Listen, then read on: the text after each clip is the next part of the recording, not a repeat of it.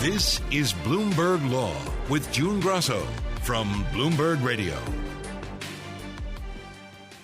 Last year's Supreme Court decision barring universities from using race in admissions has left a lot of open questions about admissions policies that don't explicitly consider race, but nonetheless affect a school's racial composition. But on Tuesday, the Supreme Court decided not to step into the fray again, refusing to review a Virginia public high school's use of its admissions policies to achieve more socio-economic diversity in the student body, over the dissents of Justices Samuel Alito and Clarence Thomas. Joining me is Audrey Anderson, head of the higher education practice at Bass, Berry & Sims. So the high school here claimed that its admissions standards were race neutral. Explain the policy change that led to this lawsuit. Yeah, June, there was really no question but that the policy that the high school, Thomas Jefferson, or called TJ, was using before the change and after the change was race neutral all the time. But the change that happened was that for many years, TJ had used a series of entrance tests, which were the major way that they chose students for admission to the high school. The students had to take something like 4 different tests. And the school board was looking at data and saw that the students who were going to TJ, who were selected for TJ, were not racially diverse. There were not many Black or Hispanic students, but also, and in fact, more importantly, probably for the district, they came primarily from only 8 of the 26 middle schools that TJ served. Also, the TJ population did not have very many low-income students. So the district was something like 23% students who qualified for free and reduced price meals, and at TJ it was something like 1% of students qualified for free and reduced price meals. So the board wanted to see what they could do in order to make the population at TJ more diverse in a lot of different ways, geographically, racially, socioeconomically, and also students who speak English as a second language. So the policy they put in place got rid of the entrance exams. There was still one problem-solving exercise students had to do, but the main change was that they allocated seats by middle school. So every middle school got a certain number of seats at TJ. So students were competing with their peers at their middle school primarily. And then after those seats were allocated, there were some seats left over for all applicants who had not gotten in through their middle school process. And in addition to this problem-solving exercise, they also looked at some factors, teacher recommendations, grade point average, and they actually raised the grade point average that was necessary in order to apply from a 3.0 to a 3.5. And then they also looked at what they called experiential factors, which were socioeconomic status, whether the student came from a family that spoke English as their first language, and whether their school was a school that had traditionally not sent a lot of students to TJ. So the changes did seem to, though, have an effect on the racial composition of the student body. After they went into effect, the percentage of Asian American students offered admissions dropped from 73% to 54%. The percentage of Black students grew from no more than 2% to 8%. The percentage of Hispanic students grew from 3% to 11%, and the percentage of white students from 18% to 22%. So it did have an effect on the racial composition of the student body. Yes, and that can be expected. I don't really know the demographics of the Falls Church area, but we know generally that in the United States there's a lot of residential segregation. So people tend to live in neighborhoods by race. So anytime that you choose admissions policy that's going to equalize opportunity across a whole school district, you're likely to get more racial diversity than if you're only getting it from some parts of the district. So by adopting a policy that said, hey, look, what we're getting now is students only from these 8 middle schools, let's do something so that we get them from all the middle schools in the county, anyone would expect that that would give you greater racial diversity. It would more match the racial diversity of your district rather than of just some neighborhoods. The appeals court, narrowly divided, found the parents' group hadn't established that the board adopted its race-neutral policy with any discriminatory intent. Is that the right standard? Yes. I think that everybody agrees, too, that the right legal standard was used. I think that where the disagreement is in how they applied and looked at that standard. So the biggest question and the thing that Justice Alito took issue with is one of the things that you look at when you're trying to figure out whether a policy that is race neutral on its face, does it nonetheless violate the Equal Protection Clause because it's racially discriminatory? One of the things you look at is, did the policy have a disproportionate impact on one race rather than another? Because if it did, that's one piece of evidence that would show that there might have been racially discriminatory intent. You can't show that it violates the Equal Protection Clause just based on that, but that's one important piece of evidence. So the question, though, is how do you determine whether a policy has a racially disproportionate effect? What Justice Alito says you have to do is you have to look at how did that racial group fare under the old policy, and now how do they fare under the new policy? What the Fourth Circuit said and what the school district says is that's the wrong way to look at it. What you have to look at is when you've got two different policies that are both race neutral, you have to just look at the new policy and say, how do different racial groups fare under this new policy? Does this new policy put any barriers based on race? And the Court of Appeals said it doesn't, because even though the percentages of Asians went down under the new policy, Asians as a group, their applications were 45% of the application pool, and they got 54% of the offers to attend TJ. So that would show that they're not being disproportionately affected based on their race under this new policy. That's the biggest thing that Justice Alito is upset about. And Justice Thomas. Not a surprise, because these two are justices who have been consistently anti-affirmative action. Right. And I think what's also underlying this, and it comes out in the end of Justice Alito's opinion, and if you look at the district court opinion here, the trial court judge who found that the policy was unconstitutional, he was very concerned that the school board was talking about racial diversity at all. There is no evidence in the record that any school board member wanted to hurt Asian Americans with the new policy, that they had a goal of lessening the percentage of Asian Americans in the school. There is, in fact, evidence saying that they were concerned that would look like or that they would be hurting Asian Americans. But there's lots of evidence saying that they wanted to increase the diversity, some including diversity by race. But Judge Hilton, the district court judge, said that just the discussion that they wanted to increase diversity by race infected the whole process. And he used that word, infected.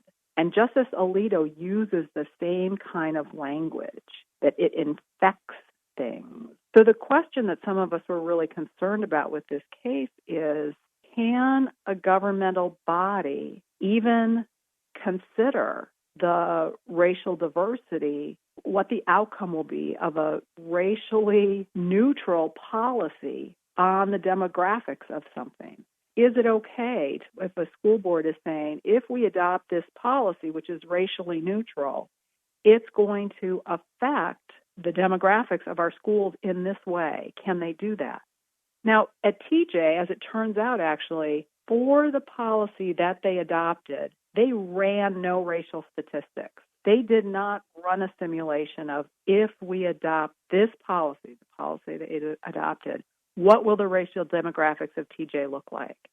Their folks told them they could not run that simulation because there were too many questions about who would apply, or I don't remember what they all were, but they said they couldn't run that.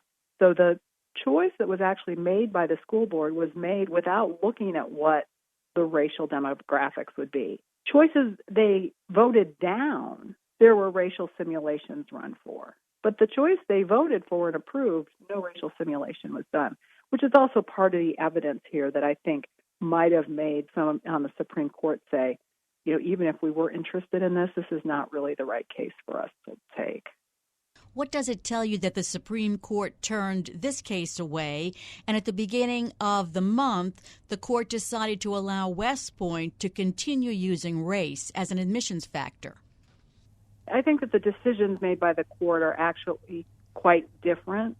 As we discussed, what they turned away at West Point was emergency relief on a completely undeveloped record. I think that the court will still be very interested in the West Point case after it makes its way through the whole system. This case, they've turned it away, and now they will have no chance to review it. It is done. It is on the books. I think that they're turning it away says that they're just not interested in taking it up so quickly after students for fair admissions, and they do want to allow this area of the law to, what we say, percolate a little bit. But as I said, this record is not a great record for them to take.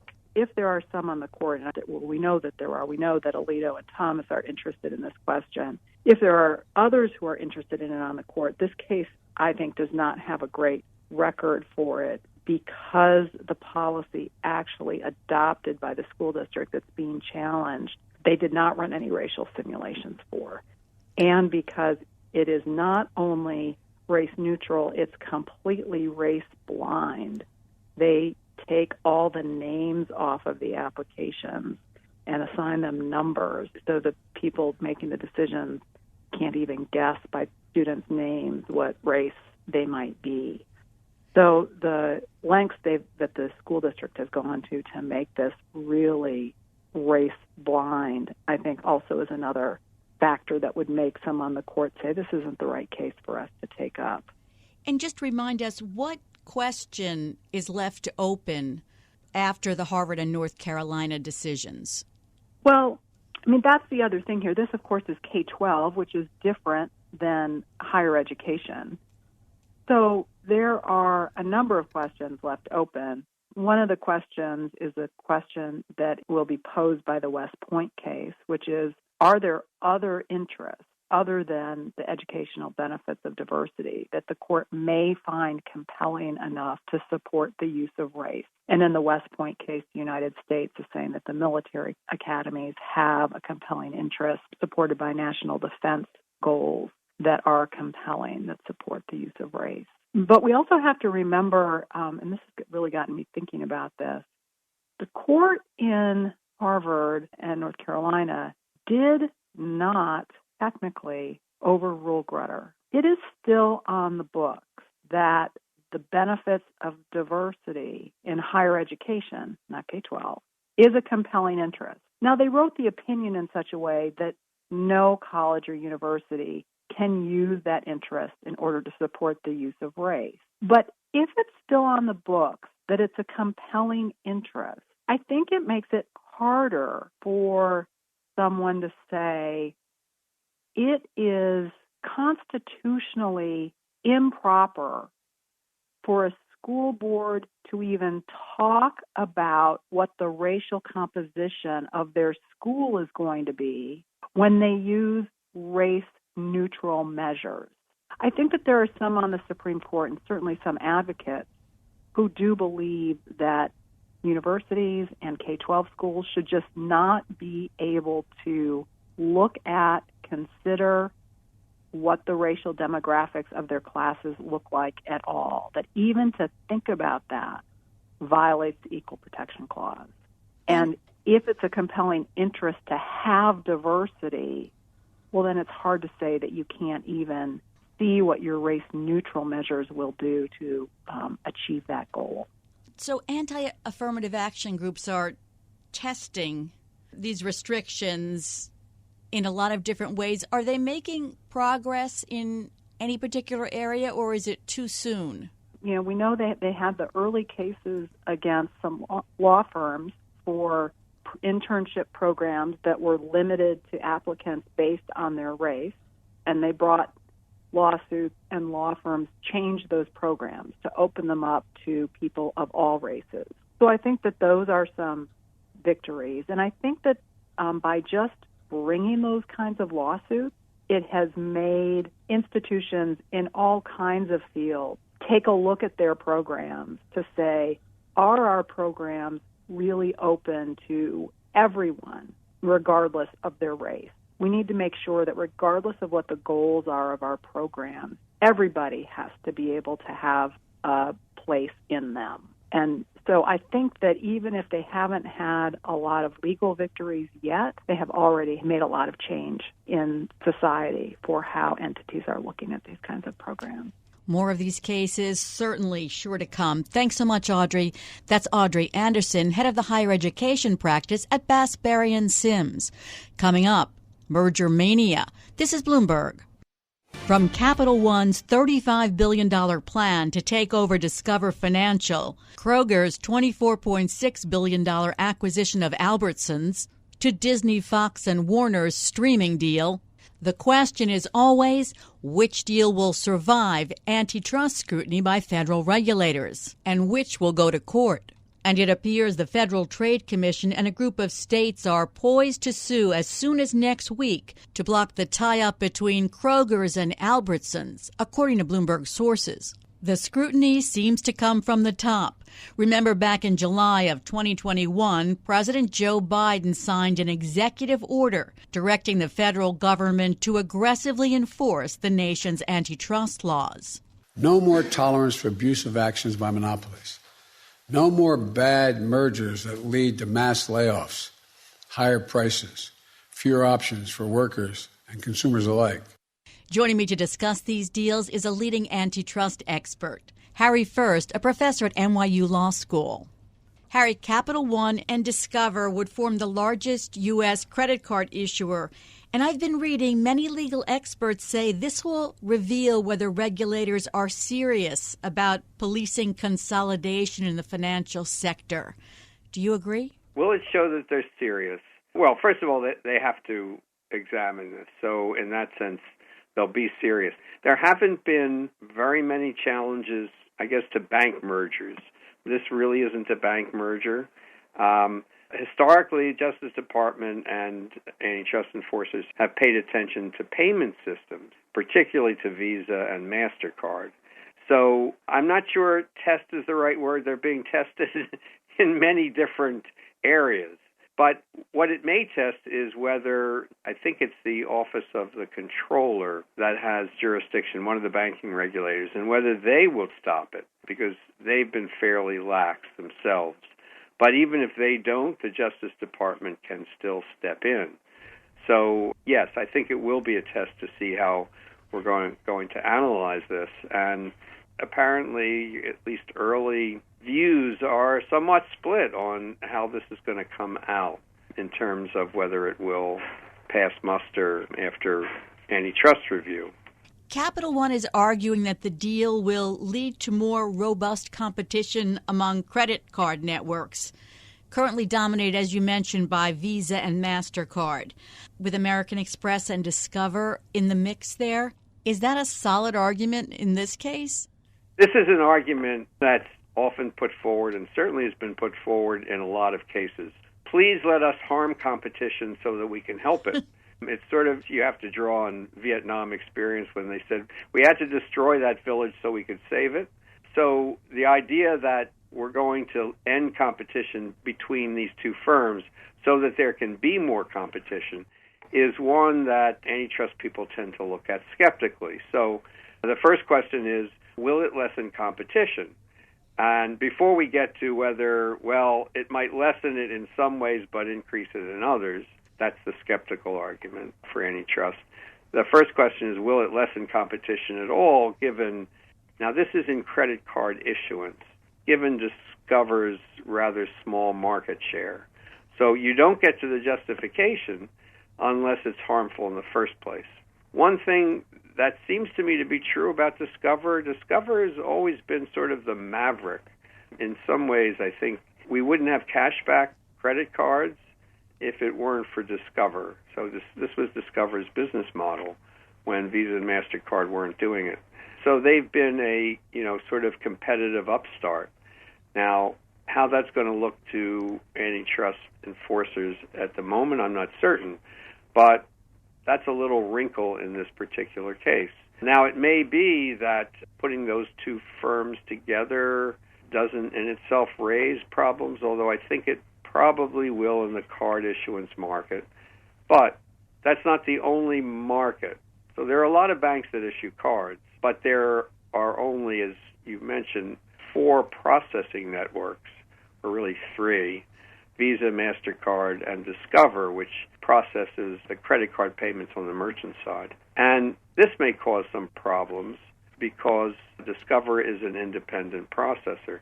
So I think the Justice Department is going to look at that in terms of payment systems, how it works for processors, because merchants pay good money for this, and how this merger will affect that, I think, is going to be important.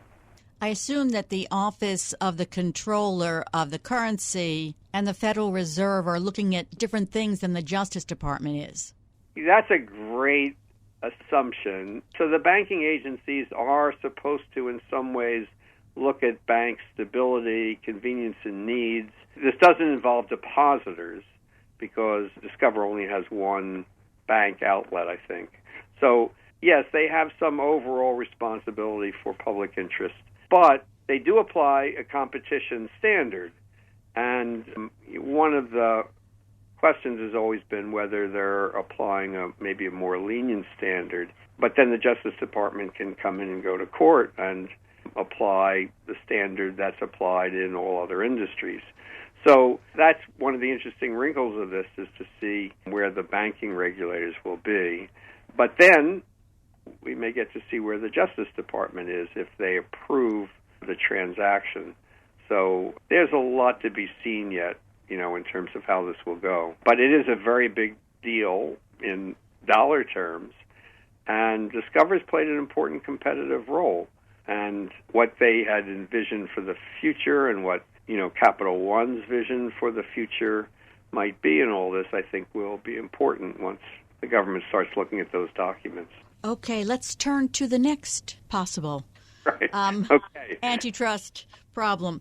The Federal Trade Commission and a group of states are poised to sue as soon as next week to block the tie-up between supermarket giants Kroger and Albertson, according to Bloomberg sources. The supermarkets here again saying that the deal is needed so that they can better compete with their bigger rivals, Amazon and Walmart. And the FTC and the state attorneys general are concerned that it would lead to lower wages for workers, higher prices for groceries. But Walmart and Amazon are rather big. Well, they are. Of course, a lot of this depends on how you want to think about the market. Amazon's big, but do you consider online sales as being in the same market as grocery store sales? So if you don't, then you're talking Whole Foods. So that's one wrinkle of it. Walmart is very big, and sometimes in these supermarket mergers, firms argue that it shouldn't be in the market at all, but they probably look like number one in terms of retail sales of food in, physical stores. Of course, they also sell things online. Again, another wrinkle of this that I think Kroger and Albertsons might pursue in litigation. But however we slice it, do we slice food mergers, chop food mergers? However we slice the supermarket mergers, these are two of the biggest players. We haven't talked about the warehouse clubs, specifically Costco, which are often in antitrust cases not included in supermarket mergers because their business model is so sort of different. So if they aren't, then Kroger and Albertsons are number 2 and number 3 in the United States. If you include Costco, it's 2 and 4. But in any event, these are the major chains. Now, the idea that they need to consolidate so as to compete with Walmart is another version of we have to kill competition so that we can have competition. Because these chains compete against each other. They are major players, and they compete presumably in many ways for sources, for private label, sorts of things. And if they say they have to get bigger, it seems factually to perhaps be problematic. So again, as I mentioned before, the first question is it anti-competitive, not what their justification is. So how is it anti-competitive exactly? And even though they're big, a lot of times for supermarkets, enforcers look at local markets, sometimes very small markets, 3 to 5 mile radius around stores, which is where most consumers do most of their shopping in most places. How's that? I put in plenty of most, so if any of us say, no, I don't do it that way, I say, well, other people do. But that's sort of the default way of how it's looked at. So the discussion generally starts out with, what are the geographic overlaps between these two chains? And then can that be cured? So sell the overlapping stores. If you've got a Safeway right near a Kroger or a Harris Teeter, I always say Tweeter, Harris Teeter. I'm not familiar with that. Well, in the D.C. area, these two chains are pretty big. So, sell some of the overlap. So now you're not competitors. You don't, sell it to someone else who will still be in competition. This has been going on since October of 2022, trying to figure this merger out.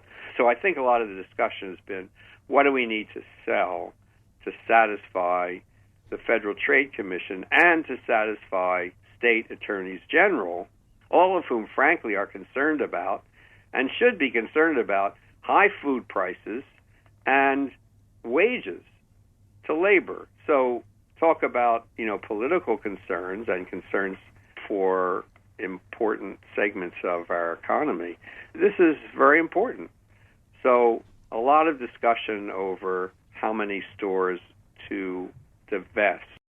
And Harry, in the discussions, how many stores have the companies agreed to divest? Apparently, there's an agreement now to divest 400-some stores to another chain called Piggly Wiggly. You always shop at Piggly Wiggly, right? I definitely don't. But I know from a lot of the movies that I watch about the Piggly Wiggly chain. Oh, that's right. It seemed to all be in Southern movies in the 1950s. Yes, and even some more recent movies. So to divest it to them. And people have said, well, if you need to put together your two chains, which are about 5,000 stores, so that you can compete effectively, tell me how spinning off 190 stores or 400 stores will recreate effective competition.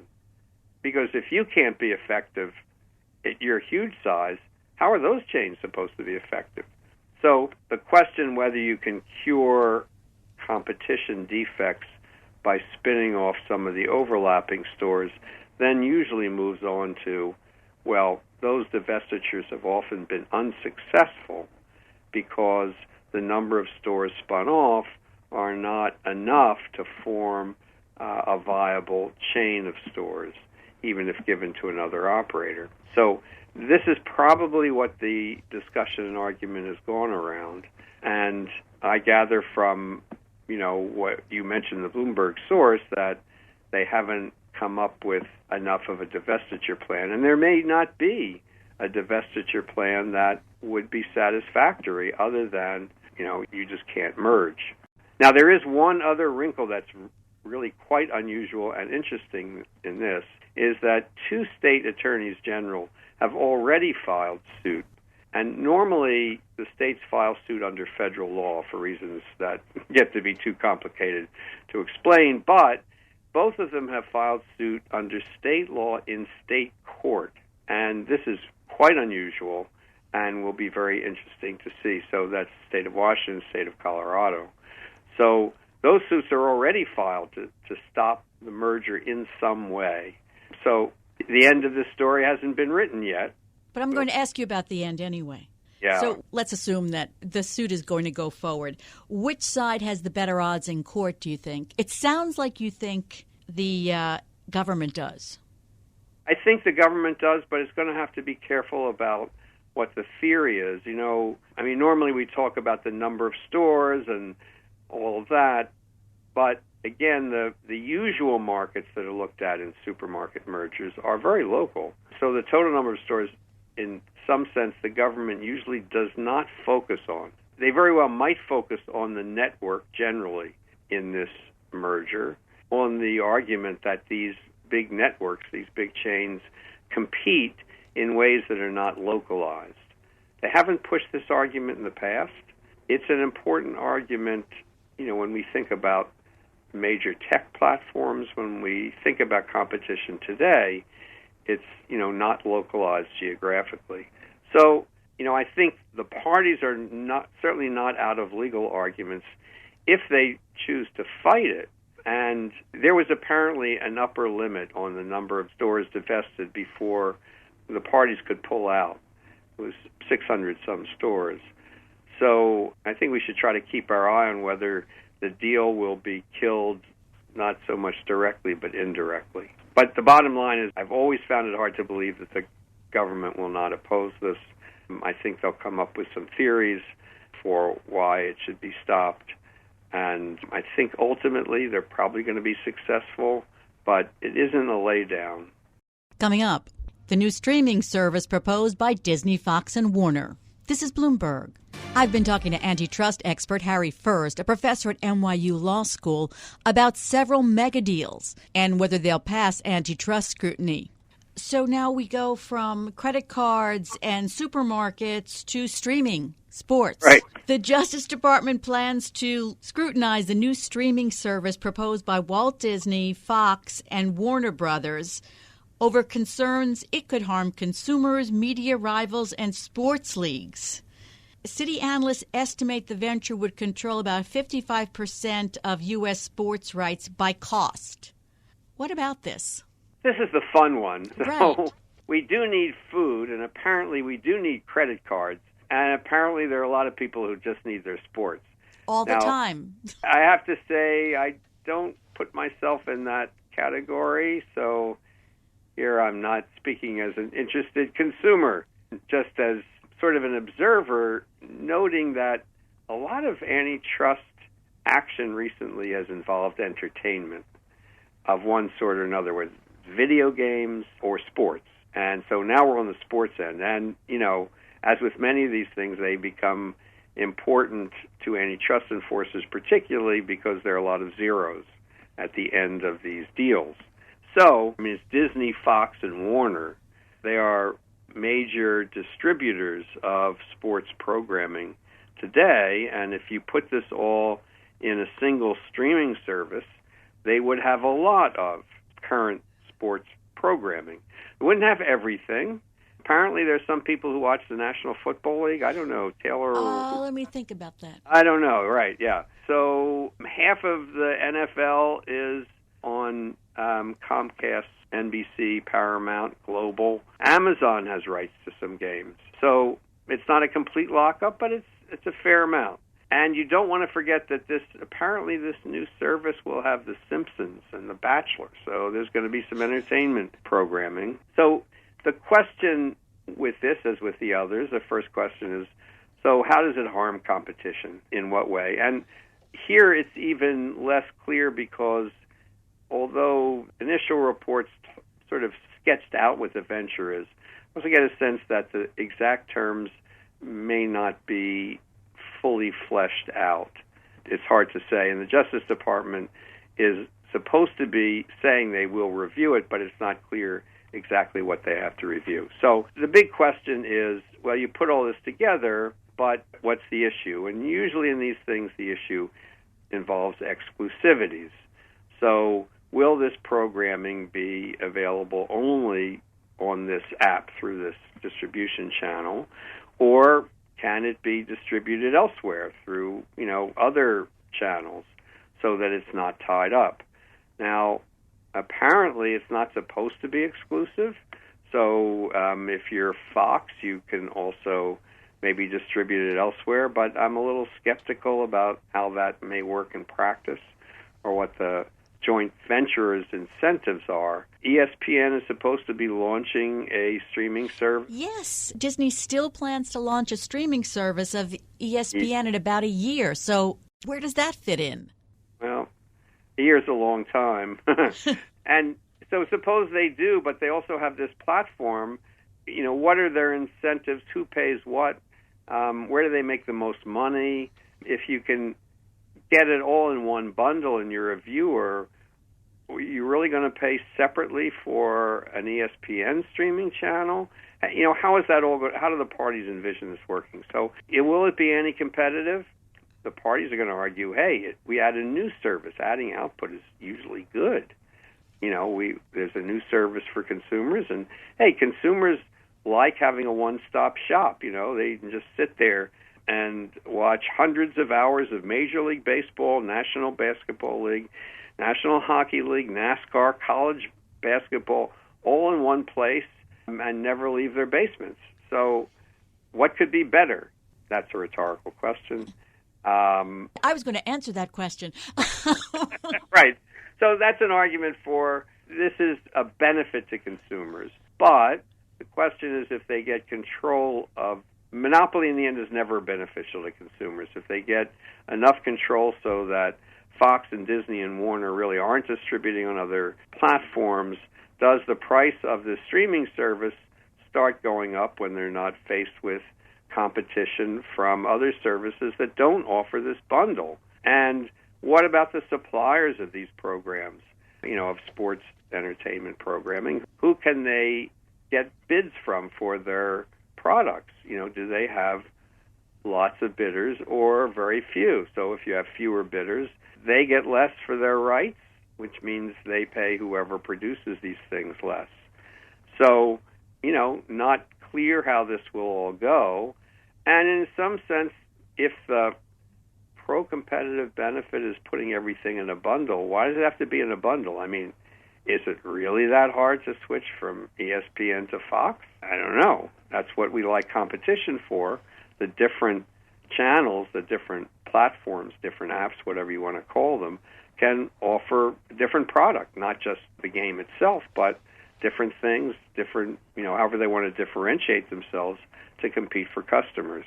So there's a lot to find out about how they've structured it and how exclusive it is either on paper or financially. There are past cases in this industry where the Justice Department has not looked favorably on tie-ups of distributors with rights to programming who are big in the distribution market. Those go back to the 80s. There was, in fact, litigation over one of them where this is way back in the early days of what used to be called pay TV. Columbia, Universal, Paramount, and Fox put together a service that would have all of their movies, and it was going to be called Premiere, and, consumer could get it all in one bundle, and they would have those movies for an exclusive window for 9 months, then other services could get it. Justice Department sued and won in court that was a violation of the Sherman Act. So there are, legal roadblocks to this, and, again, we'll have to see how here this is a little more, uncertain what the terms are, and, sort of see how the terms are crafted and what objections the Justice Department might have. So, Harry, is it just me? We talk a lot about antitrust, and it seems like there's one deal after the next that the Justice Department or the FTC is challenging or thinking of challenging. Is it just because the Biden administration is on a pro-competitive bend? Yeah, it is very interesting. I mean, in the merger area, people have suggested that the rhetoric of the Biden administration will discourage firms from merging because they're so afraid of being challenged. You might wonder about that idea given all the mergers we're seeing. So we're seeing a lot of deals right now. And there are various reasons. Antitrust may be far down on the list. Business reasons may be higher up. But I think we're seeing it as, the antitrust frame around it because the Biden administration has been serious not only in its rhetoric, but in bringing cases and investigating. So, that continues. And, there is an an expectation that they're not just going to let things slide. So we do get these reports. And there are lots of industries there. There's acquisitions in the chip industry. There's energy mergers, a lot of consolidation in the energy industry. I mean, I don't know when they sleep. Well, at least we'll have lots to talk about. And I always enjoy our conversations, Harry. Thanks so much. That's Professor Harry First of NYU Law School. And that's it for this edition of the Bloomberg Law Podcast. Remember, you can always get the latest legal news by subscribing and listening to the show on Apple Podcasts, Spotify, and at Bloomberg.com/podcast/law. I'm June Grasso, and this is Bloomberg.